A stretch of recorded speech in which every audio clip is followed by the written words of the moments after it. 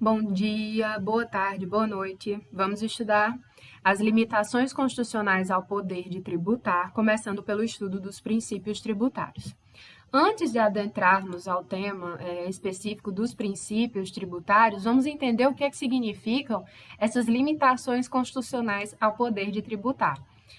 Vocês já leram, é uma leitura que eu recomendei, que vocês já fizeram essa leitura.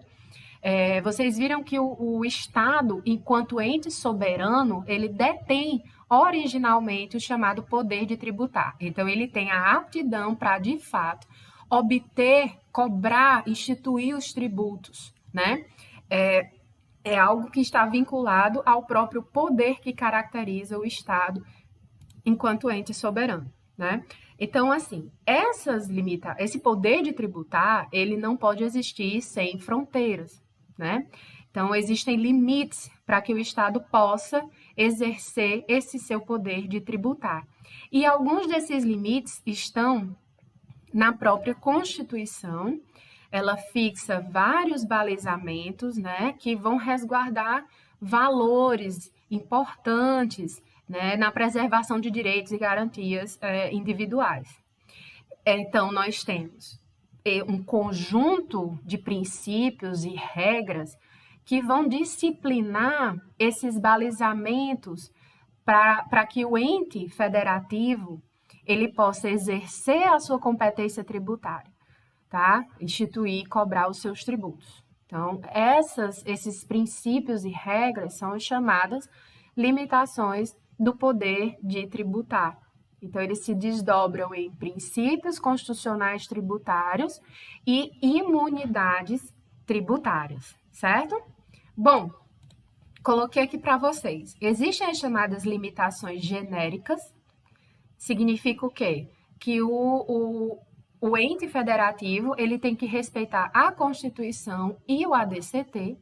E existem as chamadas limitações específicas, que estão lá no artigo 145, parágrafo 1º da Constituição, e lá nos artigos 150 a 152 da Constituição. Não só esses, né? Mas são as principais limitações específicas que nós temos para estudar nessa disciplina. Bom, os princípios constitucionais tributários. O que são esses princípios? O conceito de princípios, então, vocês já sabem. Os princípios, eles são essas limitações constitucionais ao poder de tributar, balizamentos, não é isso? Balizamentos. Então, esses princípios e regras, eles vão demarcar o campo, o modo, a forma, a intensidade de atuação do poder de tributar, tá certo? Então, a ideia dos princípios constitucionais que limitam o poder de tributar é essa. Então, nós temos como consequência o quê? Se o ente federativo ele instituir um tributo em desrespeito a algum princípio constitucional ao poder de tributar, consequentemente, esse tributo deverá ser considerado inconstitucional. Por isso, eu coloquei aqui para vocês esse tópico, inconstitucionalidade do tributo. Bom, o princípio da legalidade tributária é o primeiro princípio que nós iremos estudar. Esse princípio, ele nos responde como pagarei o tributo. Como pagarei o tributo? A Constituição, lá no artigo 150, diz: sem prejuízo de outras garantias asseguradas ao contribuinte, é vedado à União, aos Estados, ao Distrito Federal e aos municípios, inciso 1, exigir ou aumentar tributo sem lei que o estabeleça. Então, em outras palavras, né, o que esse princípio vai impor é que os entes tributantes, né, quem pode instituir tributos são os entes federativos, a União, os estados, o Distrito Federal e os municípios. Esses entes, eles só poderão criar, né, que nós chamamos também instituir, ou aumentar, que nós também chamamos majorar, né? Então, eles só poderão instituir ou majorar, criar ou aumentar, né, tributo por meio de lei, tá? Por meio de lei. Nós vamos estudar ainda cada tipo de lei, né, para cada tipo de tributo, qual é que é a regra, quais são as exceções. Mas a ideia é essa. O ente federativo ele só pode criar o tributo, instituir o tributo ou aumentar ou majorar o tributo se for por meio de lei. Aí você me pergunta, e quanto à redução e à extinção do tributo, professora? Pode se dar por decreto ou também tem que ser por meio de lei? De acordo com o princípio do paralelismo das formas, né? A mesma forma que o ente tributante utilizou para instituir ou para aumentar o tributo, deve ser também utilizada para ele reduzir ou extinguir o tributo. Então, nessa linha de raciocínio, também não poderia se dar por decreto, deve se dar também por meio de lei. Assim como instituir e majorar o tributo deve ser por meio de lei, reduzir e extinguir o tributo também deve se dar por meio de lei. Isso, pessoal, por questões de segurança jurídica. A ideia é que o povo tributa a si mesmo. Como, professora? Através dos nossos representantes eleitos. É o legislativo quem vai criar a lei, né, os nossos representantes eleitos, quem vai criar a lei que vai prever a cobrança de um determinado tributo para quem praticar um determinado fato gerador. Bom, nós temos, além do artigo 150, inciso 1 da Constituição, prevendo o princípio da legalidade tributária, nós temos também esse princípio expresso no CTN, no artigo 97, e ele menciona figuras, né, que somente podem ser estabelecidas por meio de lei. Então, olha só, o inciso 1, ele fala: a instituição de tributos ou sua extinção precisa de lei. A majoração de tributo ou sua redução também precisa de lei, né? Tem aqui algumas ressalvas que nós vamos estudar depois, tá? O que mais? A definição do fato gerador da obrigação tributária principal, que nós já sabemos que, na verdade, a lei não define o fato gerador, na verdade, ela define a chamada hipótese de incidência, né? Deixa eu pegar um marca-texto aqui para a gente ir grifando esses nomes, ó. Instituição de tributos, extinção de tributos, majoração de tributos, precisa de lei.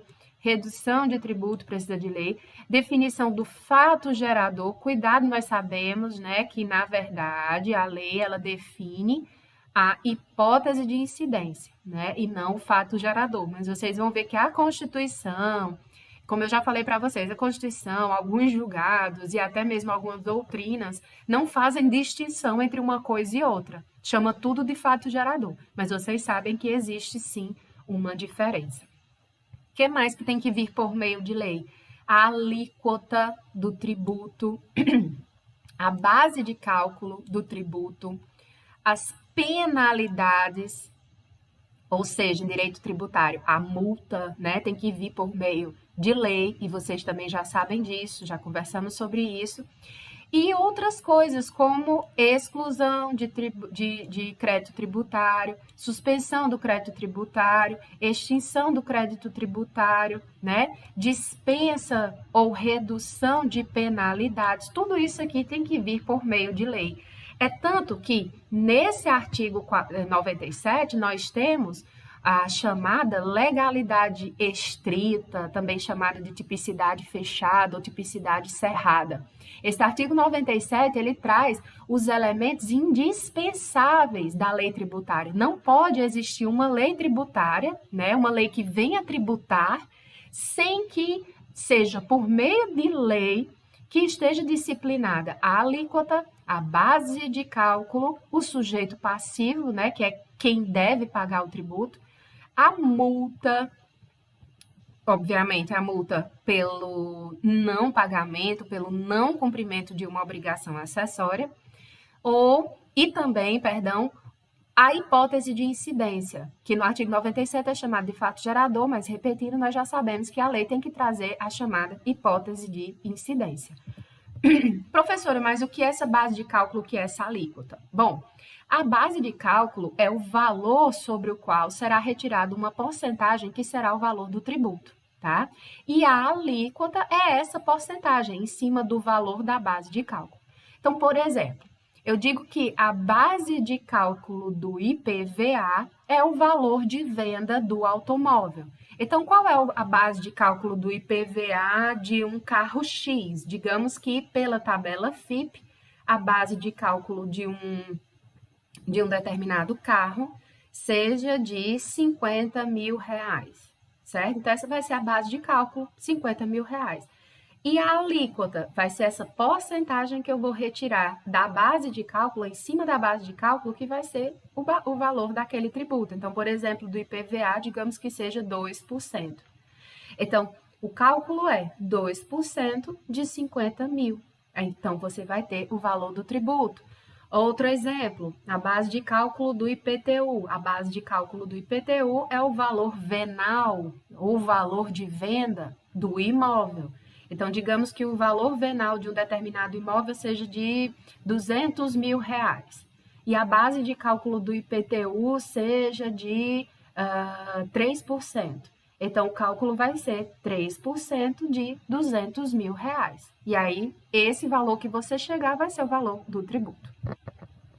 Princípio da legalidade tributária, ainda sobre ele, né? A pergunta é, mudança da data de pagamento do tributo precisa de lei? Não, tá?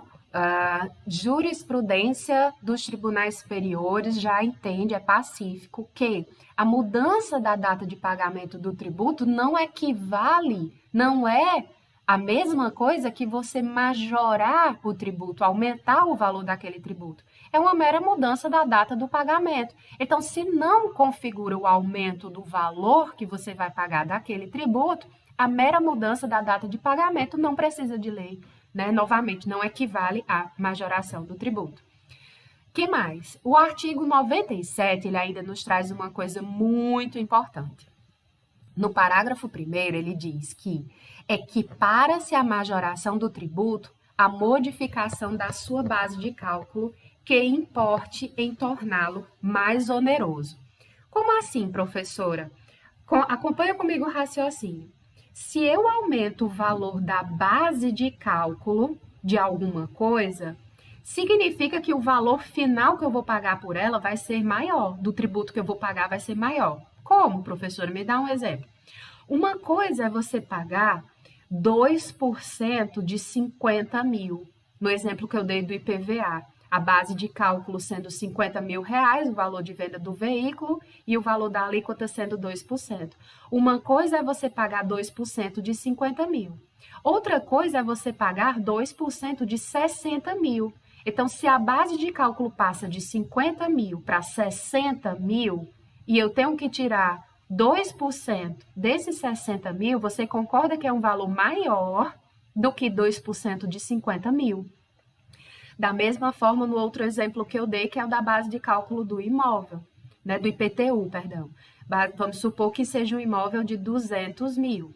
Uma coisa é eu tirar 2%, imaginando que a alíquota do IPTU para esse imóvel seja de 2%. Uma coisa é eu tirar 2% de 200 mil, que vai ser o valor do meu tributo, e outra coisa é eu tirar 2% de 250 mil, né? O valor final vai ser maior. Então, se eu modifico a base de cálculo, se eu aumento a base de cálculo, eu estou majorando o tributo. É isso que o parágrafo 1º está dizendo, e isso é bem lógico, né? Se eu aumento o valor da base de cálculo, consequentemente, eu vou estar aumentando o valor do tributo. Agora, outra coisa importante é dita aqui no parágrafo 2º. Parágrafo 2º do 97 diz: não constitui majoração de tributo para os fins do disposto no inciso 2 deste artigo a atualização do valor monetário da respectiva base de cálculo. Como assim, professora? Existe a possibilidade, né, do executivo, do poder executivo, atualizar monetariamente o valor da base de cálculo, né, de alguma coisa. Por exemplo, atualizar monetariamente o valor da base de cálculo do IPTU. Significa o quê? Que vai ser usado um índice oficial, tá, do governo, que é correspondente à inflação, tá? Então, esse índice oficial, ele não vai majorar a base de cálculo. Ele vai, de acordo com a lei, simplesmente trazer uma atualização monetária, tá? Correção monetária, atualização monetária. E a lei diz que essa mera atualização, se ela for por índice oficial do governo, não significa, não é equiparada a uma majoração do tributo. E aí, cuidado. O que veio acontecendo? Muitos municípios, né, poder executivo municipal, os governantes municipais, o que eles vinham fazendo durante um tempo? Eles diziam que estavam apenas atualizando monetariamente a base de cálculo do IPTU, né, Imposto sobre a Propriedade Predial e Territorial Urbana. Eles diziam que estavam simplesmente atualizando monetariamente a base de cálculo do IPTU, mas eles não estavam utilizando o índice oficial do governo. Eles estavam utilizando outro índice que é maior, né? Maior do que o índice oficial do governo.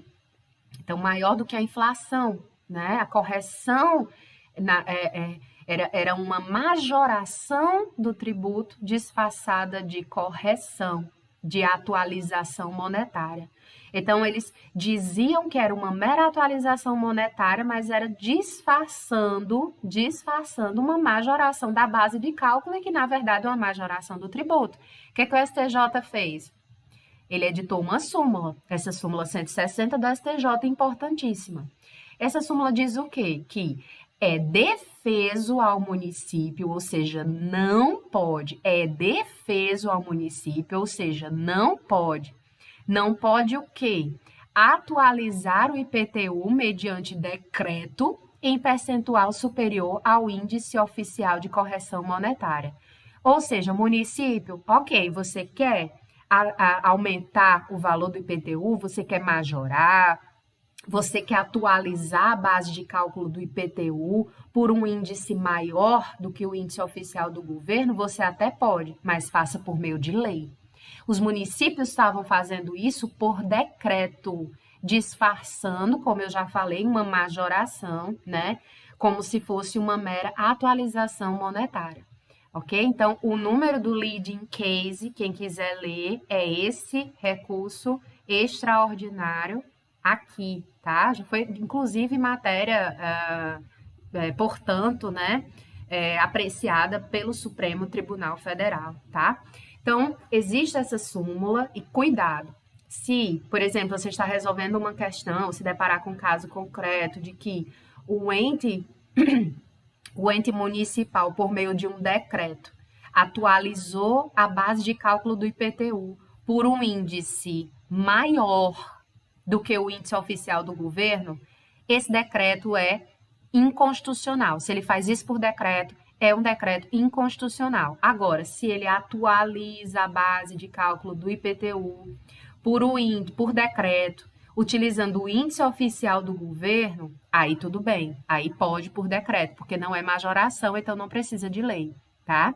Agora, ele pode, por meio de lei, ele pode atualizar monetariamente por índice superior ao índice oficial do governo? Pode, por meio de lei, ele pode até majorar, imagine atualizar, né, a base de cálculo por um índice superior ao índice oficial do governo. Professor, e se ele atualizar a base de cálculo por decreto, utilizando um índice menor do que o índice oficial do governo? Não utilizou o índice oficial do governo, utilizou um índice menor. Também não tem problema, pode ser por decreto, porque não equivale à majoração do tributo, tá? Então, isso é muito importante e eu vou colocar algumas atividades relacionadas a isso para que vocês possam praticar.